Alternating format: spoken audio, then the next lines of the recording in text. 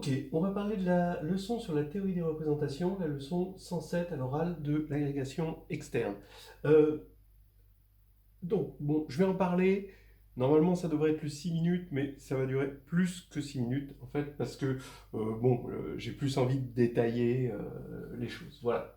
Donc, top départ. Ce qu'on appelle une représentation d'un groupe G sur un espace vectoriel V, c'est un morphisme de G dans GL de V.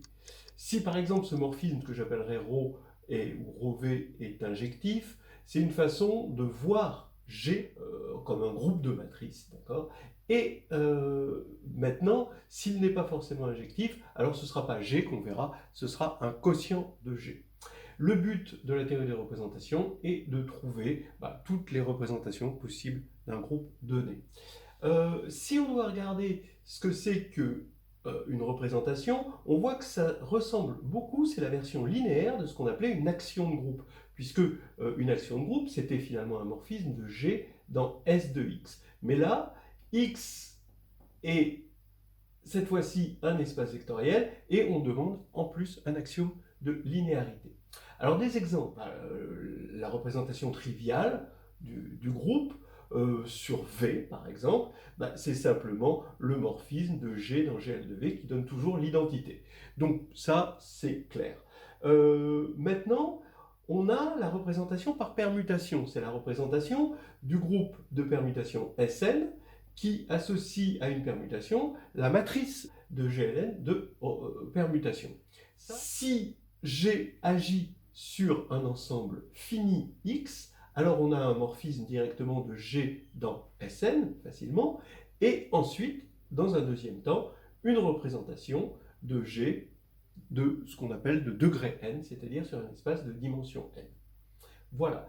Maintenant, tout ça ne nous prouve pas qu'on a l'existence d'un morphisme injectif, parce qu'on avait parlé au départ de morphisme injectif, ben oui, il y a la représentation régulière si on regarde l'action de G à gauche, par multiplication à gauche, sur lui-même. Cette façon de faire, ce procédé, nous donne une représentation qui va nous donner un morphisme injectif. Voilà. Là maintenant, on va s'occuper du cas G fini.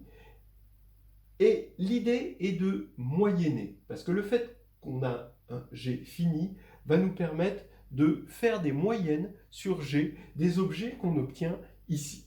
Et comme on veut moyenner, on a besoin d'être en caractéristique 0, et comme on va moyenner sur le cardinal de G, sur G, donc on va diviser par le cardinal de G, l'ordre de G, soit on est en caractéristique 0, soit alors on va supposer qu'on est en caractéristique P qui ne divise pas l'ordre de G.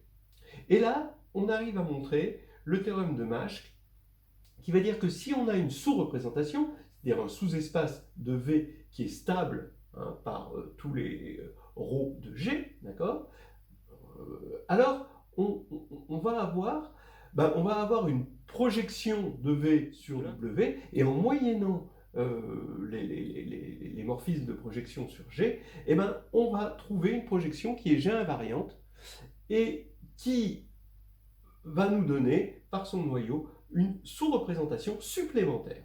Et ça va être important, c'est le théorème de Maschke. V est égal à W plus W', et avec W', une sous-représentation. Ce qui va faire qu'à chaque fois qu'on a une sous-représentation, d'accord, on va avoir une représentation supplémentaire, et donc on va pouvoir définir des irréductibles, c'est-à-dire des représentations qui n'admettent pas de sous-représentation stricte, et là, on va avoir une décomposition de V en somme directe d'irréductibles par récurrence sur la dimension de V. C'est là où maintenant on commence à comprendre comment on peut trouver toutes les représentations, c'est en trouvant toutes les représentations irréductibles, puisque toute représentation est somme directe de représentations irréductibles. Alors là, c'est là où c'est intéressant de travailler sur C. Entre parenthèses, si on pourrait, avec la même théorie, les mêmes techniques, les mêmes outils, travailler sur un corps algébriquement clos de caractéristique 0, comme par exemple le corps Q-bar, d'accord, la clôture algébrique de Q, voilà, constituée des éléments algébriques sur Q. C'est là qu'intervient le lemme de Schur. À partir du moment où V et V' sont deux représentations irréductibles de G, du même G, alors les morphismes de V vers V' qui commutent à l'action de G, alors ça va être soit 0, soit il n'y en a pas. Dans ce cas-là, elles ne sont pas isomorphes, ces représentations, soit alors ce sera C, et là, elles seront isomorphes. Voilà. Ça vient du fait que c'est est algébriquement clos et on est aussi en caractéristique 0. C'est là où intervient maintenant la théorie de Schur, la théorie des caractères. C'est-à-dire qu'on introduit, quand on a une représentation ρV, on va introduire son caractère. C'est juste de prendre, c'est une fonction de G dans C qui, à petit g, associe la trace de ρV de G. Voilà.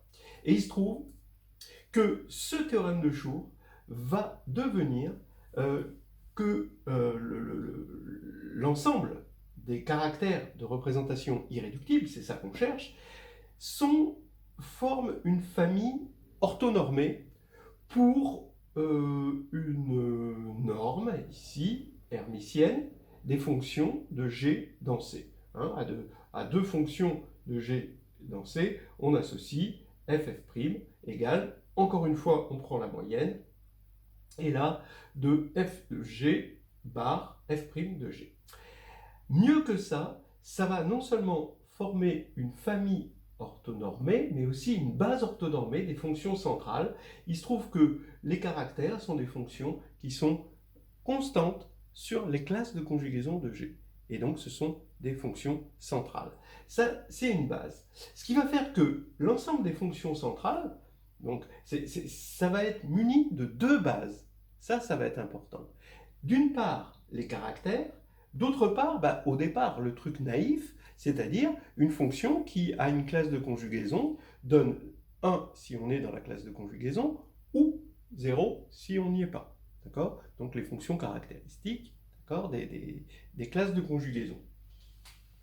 Eh bien, il va y avoir deux bases, d'accord, de ces fonctions centrales. Ce qui va nous donner une matrice de passage, d'accord, de la base canonique, des fonctions centrales, et cette base moins canonique qui est la base des caractères irréductibles. Alors là, ça devient intéressant, cette matrice de passage, parce que ça s'appelle une table de caractères, et la table de caractères, quand on arrive à obtenir, d'accord, la table de caractères, c'est-à-dire quand on a toutes les représentations, et on sait qu'on les a parce qu'on sait combien on a de caractères irréductibles, d'accord.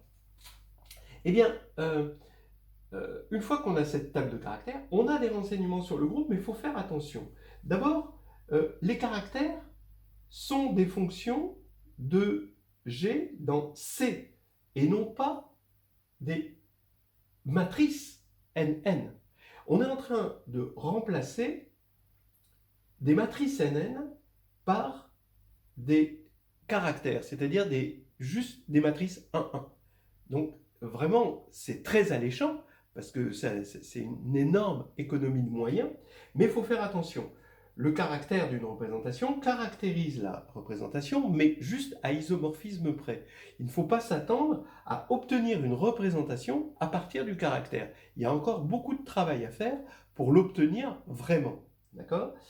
Ensuite, maintenant, comme application, bien sûr, de la théorie des caractères, vous avez le caractère qui caractérise, mais vous avez la théorie de Fourier. Parce qu'en fait, quand vous regardez la matrice de passage, d'accord, dans le cas d'un groupe abélien, eh bien, ça va nous donner finalement la transformée de Fourier. D'accord ? La transformée de Fourier qu'on appelle transformée de Fourier discrète. Voilà. Et en fait, on peut voir la théorie des caractères comme une généralisation, d'accord, d'une théorie de Fourier pour des groupes non forcément abéliens. Voilà.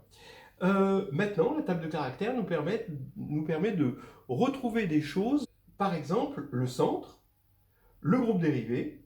On peut lire donc le centre dans la table de caractères, le groupe dérivé, on peut le lire, les sous-groupes distingués, le treillis des sous-groupes distingués, on peut le lire dans la table de caractères, mais pas le groupe. On peut avoir deux tables de caractères égale pour deux groupes non isomorphes, d'accord? Comme par exemple D4 et H8. Voilà. Plus généralement, ce que l'on peut obtenir, généralement, là où on est très fort avec la table de caractères, ce sont des objets qui sont stables par conjugaison, en quelque sorte.